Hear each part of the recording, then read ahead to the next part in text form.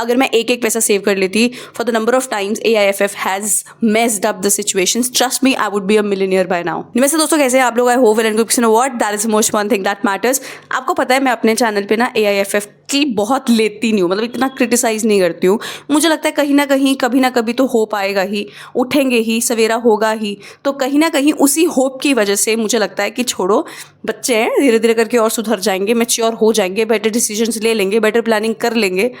But every time they are involve in anything, सियापे होने ही हैं, ये लिखवा के ले लो, दैट इज़ द रियलिटी। तो अभी जिस चीज़ के बारे में हम बात करने वाले हैं वो ये है, आपको पता है फीफा सीरीज़ में अपनी नेशनल विमेन फुटबॉल टीम खेलने जा रही है।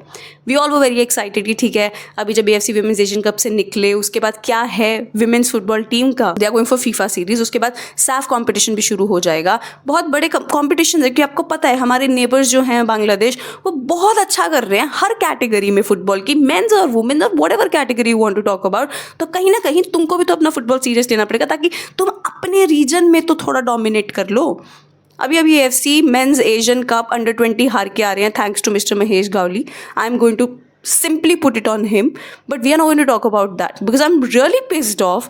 जब AFC women's Asian cup qualify किया था हमने सीनियर टीम का, उस टाइम पे क्रिस्पिन छेत्री थे, उन्होंने टीम को समझा, उन्होंने प्लेयर्स को समझा, उन्होंने किस तरीके से खिलाना है वो समझा। थाईलैंड में जो अपना विक्ट्री था वो मुझे लगता है अभी तक अपना one of the best matches था। Crispin Chhetri knew the ins and outs of the team.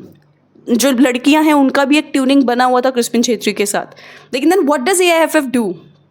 They get Amelia Valverde 2 months before the competition. ठीक है, यू गेट हर। उसके बाद हमने रिजल्ट्स देखे हैं, मुझे बहुत डिस्कनेक्ट लगा था सीनियर विमेन टीम को खेलते देखते, क्योंकि मैंने इन्हीं सीनियर विमेन टीम को 2-3 साल पहले भी खेलते देखा है and I have seen them play very good. And 2-3 साल पहले क्यों जाएं, क्रिस्पिन छेत्री के अंडर ही जैसे हमने क्वालिफिकेशन किया था, very good. Then you get Amelia Valverde. ऐसी एक क्लियर डिस्कनेक्ट, क्योंकि पता क्या है, कोई भी एक नए कोच को अपने फिलॉसफी लगाने के लिए, अपनी टीम को वैसे खिलाने के लिए टाइम लग जाता है। 2 महीने में कोई प्रो नहीं बन जाएगा भाई। वो सेम जो उनके फिलॉसफीज हैं, आइडियोलॉजीज है, उसको एग्जीक्यूट करने में टाइम लगता है। हम AFC विमेंस एशियन कप से बाहर हो गए, बहुत गंदे वे में बाहर हुए। We had a lot of expectation कि शायद थोड़ा बहुत बेटर कर लेंगे, बट ठीक है, चलो let's not take anything away from the girls, because हमने मेरिट पे बहुत टाइम बाद क्वालिफाई किया था, मान लिया, यहाँ तक it's all well and good. Tournament के बाद न्यूज़ आती है that AIFF is going to stick with Emilia Valverde. हम लोग उनके साथ ही ये जो फीफा सीरीज़, उसके बाद SAF कॉम्पिटिशन्स हैं, उनके साथ ही आगे हम बढ़ने वाले हैं। वेल एंड गुड, ठीक है, क्योंकि अभी एमिलिया वेलवर्डे को भी टाइम मिल जाएगा कि उन्होंने विमेन टीम को कैसे कोच करना है, क्योंकि पहले बहुत ज़्यादा हेफेजार्ड हो गया था। But then comes another news that Emilia Valverde is not going to be the coach of the senior national football team. क्यों क्यों, मतलब अभी क्या दिक्कत हो गई? अभी ऐसा तुम्हारी क्या अवेकनिंग जाग गई, एनलाइटनमेंट हो गई कि नहीं भाई अब ये नहीं करवा पाएगी? क्या दिक्कत हुई पता नहीं मुझे। What were they thinking, who is guiding them? But ये हुआ, एमिलिया वेलवर्डे को निकाल दिया। और ये न्यूज़ को आए हुए करीबन 20 दिन तो हो गए होंगे। तब से जो AIFF है वो लगा हुआ है कि चलो ठीक है, अभी हम लोग ढूंढेंगे एक नया कोच। हम चाहते हैं कि एक इंडियन कोच रहे, हम इंडियन कोचेस को बढ़ावा देना चाहते हैं। तो भाई क्रिस्पिन छेत्री क्या था भाई, क्या था क्रिस्पिन छेत्री? स्पेनिश था, वो इंडियन नहीं था। क्या दिक्कत हुई थी फिर उस टाइम पे? उससे रख लेते ना क्रिस्पिन छेत्री को ही। फिर AIFF लग गया दौड़ में कि चलो अभी हम ढूंढेंगे एक Indian coach women national team के लिए। आज 20-25 दिन के बाद कोई कोच इनको मिला नहीं है। तो what does the technical committee decide on? Guess, Crispin Chhetri is going to be the manager of the senior women national football team. तुम लोग पागल हो क्या? How do you make such decision? Who is planning all of this?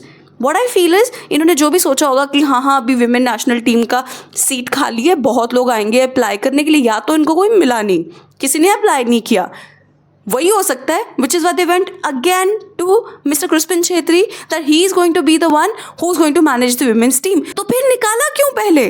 Women's Asian cup में भी उन्हीं को ही रखते ना। अभी विमेन्स टीम के कोच डिसाइड नहीं हुए हैं, विमेन्स टीम कौन जाने वाली है, हमारा स्क्वाड नहीं तैयार हुआ है।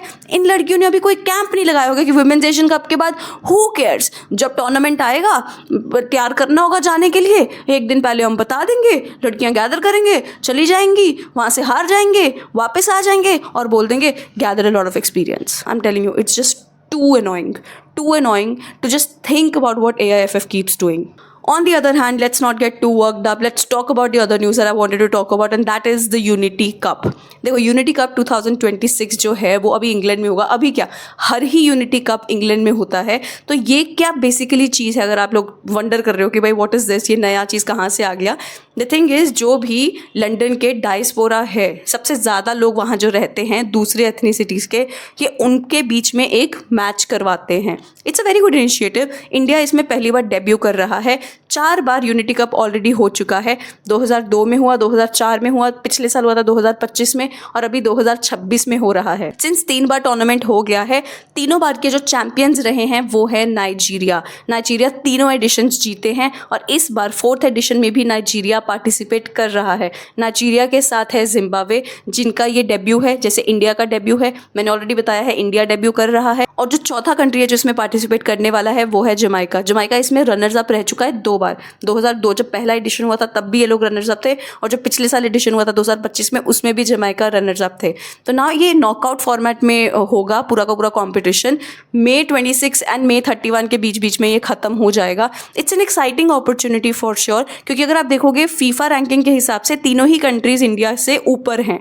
तो मज़ा आएगा देख के किस तरीके से हम खेल रहे हैं. But I really want that इस टूर्नामेंट के लिए हमारे यंग प्लेयर्स को मौका दिया जाए. I don't want to see that same lineup जो मैं पिछले 5 साल से देखते आ रही हूँ, with just 1 or 2 changes in it. I want to see the players who have more intent, who have more energy, who can execute the plan better, who show something out there. Because at the end of the day तुम England जा रहे हो, तुमको इतना अच्छा experience मिलने वाला है to play against these countries. So please utilize it properly. I am quite excited about this tournament. Let's see what will happen in it. अभी तो बहुत टाइम है, उससे पहले बहुत कुछ होने वाला है इंडियन फुटबॉल में.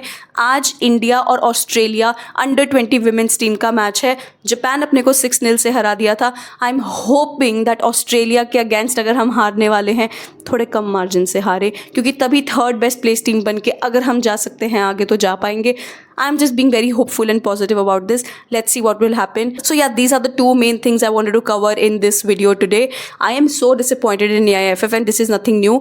हम सब एक ना एक टाइम पे हर एक दिन में ये स्टेटमेंट तो बोल ही देते हैं कि we are so disappointed with the AIFF, because that's the truth. That's how the football is taken seriously in my country at least. So this is what is happening. Thank you so much for watching the video. Please don't forget to comment down below what you think about this whole AIFF fiasco. Would love to know what you guys think about it. Baki, that is it. Please don't forget to like, subscribe, share, hit the bell icon so you never miss a video from me. Thank you. Namaste.